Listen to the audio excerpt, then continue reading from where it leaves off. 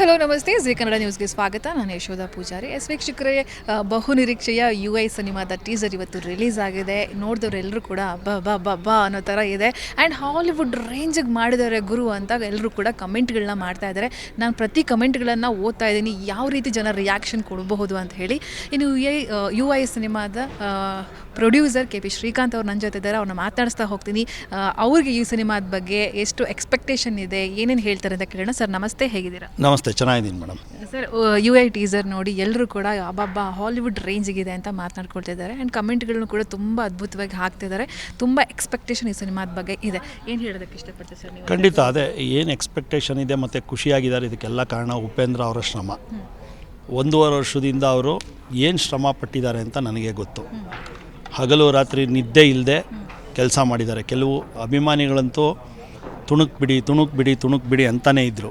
ನಾನು ಅದಕ್ಕೆ ಹಾಕ್ಬಿಟ್ಟು ಬರ್ತಾಯಿದ್ದೆ, ಇದು ರೆಗ್ಯುಲರ್ ಸಿನಿಮಾ ಅಲ್ಲ, ಸ್ವಲ್ಪ ವೆಯ್ಟ್ ಮಾಡಿ ನೀವೆಲ್ಲ ತಲೆ ಎತ್ಕೊಂಡು ತಿರುಗಾಡೋ ಅಂಥ ಸಿನಿಮಾ ಬರುತ್ತೆ.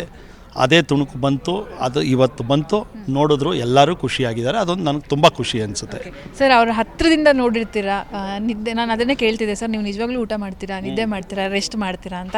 ನಮಗೆ ಆ್ಯಕ್ಚುಲಿ ರೆಸ್ಟ್ ಮಾಡೋದು ತುಂಬ ಟೈಮ್ ಇದೆ ಅಂತ ಅವ್ರು ಹೇಳ್ತಾರೆ ಸರ್. ನೀವು ಗಂಟಂತೆ ಉಪೇಂದ್ರ ಸರ್, ಯಾಕಂದರೆ ಅದು ಕಾಣಿಸ್ತಿದೆ ನಮಗೆ, ಅವ್ರ ಎಫರ್ಟ್ ಎಷ್ಟಿದೆ ಅಂತ ಹೇಳಿ ಟೀಸರಲ್ಲಿ ಕಾಣಿಸ್ತಾ ಇದೆ.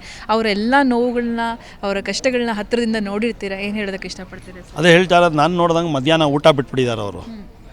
ಈ ಒಂದು ಕೆಲಸಕ್ಕೋಸ್ಕರ ಊಟ ಮಾಡಿದ್ರೆ ಎಲ್ಲಿ ಇದಕ್ಕೆ ಹೋಗ್ತೀನಿ, ಇದಾಗುತ್ತೆ, ಆಲಸ್ಯ ಬರುತ್ತೆ ಅಂದ್ಬಿಟ್ಟು ಊಟನೇ ಬಿಟ್ಟಿದ್ದಾರೆ. ನನಗೆ ಗೊತ್ತಿರೋ ಪ್ರಕಾರ ಇದು ಫ್ರ್ಯಾಂಕ್ ಮಾತು. ನಾನು ಏನೇ ತರಿಸಿದ್ರೂ ತಿನ್ನಲ್ಲ.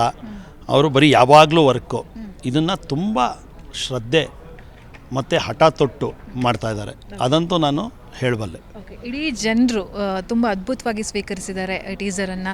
ಸಿನಿಮಾ ನೋಡಬೇಕು ಅಂತ ಕಾಯ್ತಾ ಇದ್ದಾರೆ ಸರ್.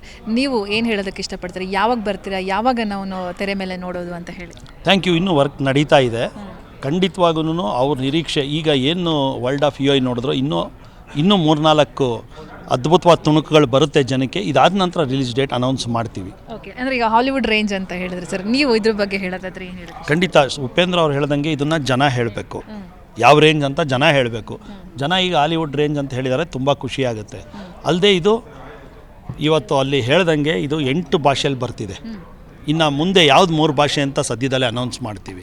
ನೀವು ಊಟ ನಿದ್ದೆ ಎಲ್ಲ ಕರೆಕ್ಟಾಗಿ ಮಾಡ್ತಾ ಇದ್ದಾರೆ ಸರ್? ನಾನು ಮಾಡ್ತಾಯಿದ್ದೀನಿ ಮೇಡಮ್. ನಾನು ಉಪೇಂದ್ರ ಅವ್ರು ಮಾಡಲಿಲ್ಲ ಅಂದರೂ ಅವ್ರ ಪಕ್ಕ ಕೂತ್ಕೊಂಡು ತಿನ್ಬಿಟ್ಟು ಅವ್ರ ಜೊತೆ ಕೂತಿರ್ತೀನಿ. ಓಕೆ, ಫೈನಲಿ ತುಂಬ ಅದ್ಭುತವಾಗಿ ಟೀಸರನ್ನು ಸ್ವೀಕಾರ ಮಾಡಿ ತಮ್ಮ ರಿಯಾಕ್ಷನ್ನ ಕೊಡ್ತಾ ಇರುವಂಥ ಅಭಿಮಾನಿಗಳಿಗೆ ಆಸ್ ಎ ಪ್ರೊಡ್ಯೂಸರ್ ಆಗಿ ಏನು ಹೇಳೋದಕ್ಕೆ ಇಷ್ಟಪಡ್ತೀರಿ ಸರ್?